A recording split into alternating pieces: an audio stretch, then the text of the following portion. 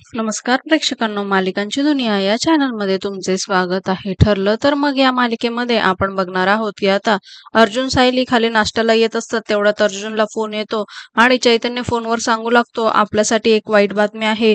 इकडे साक्षीबद्दल तो सांगत असतो आता ॲडव्होकेट पवार तिची केस लढणार नाही. तर अर्जुन म्हणतो मग त्याने काय फरक पडतो. तर पुढे तो सांगू लागतो की त्या महिपतने त्याची सगळी ताकद लावून आता कोण वकील हायर केली आहे तुला माहिती का. तर तेव्हा तो म्हणतो कोण.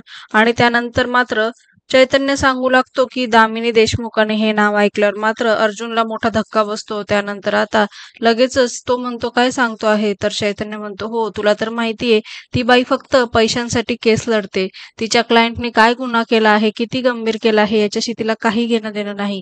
त्यामुळे आता अर्जुनला फारच टेन्शन येतं आणि त्यांचं बोलणं मात्र तिथं असलेले सगळेजण ऐकत असतात.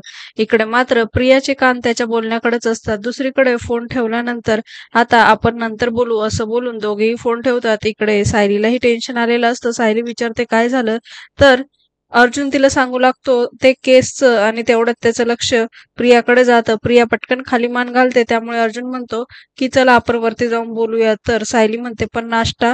अर्जुन म्हणतो ते जास्त महत्वाचं नाहीये. आणि असं म्हणून दोघेही जण रूमकडे निघून जातात. इकडे मात्र आता कल्पना म्हणू लागते की पूर्णाई तुमचं झालं असेल तर मी तुम्हाला रूम मध्ये नेऊन सोडते. तर पूर्णाई होकार देते. त्यानंतर कल्पना तिला तिथून घेऊन जाते. जाताना मात्र पूर्ण आजी आणि कल्पना अर्जुन सायलीकडे बघतच जात असतात. दुसरीकडे मात्र आता प्रियाला शंका आलेली असते की नक्की असं काय घडलं आहे केस बद्दल की हे एवढे मध्ये डिस्कस करायला गेलेले आहे.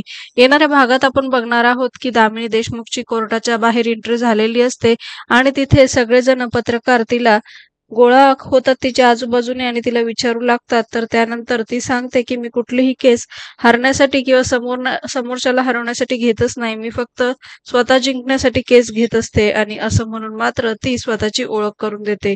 मालिकेंच्या अशाच नवनवीन भागांसाठी आपल्या चॅनलला नक्की लाईक करा, शेअर करा, सबस्क्राईब करा.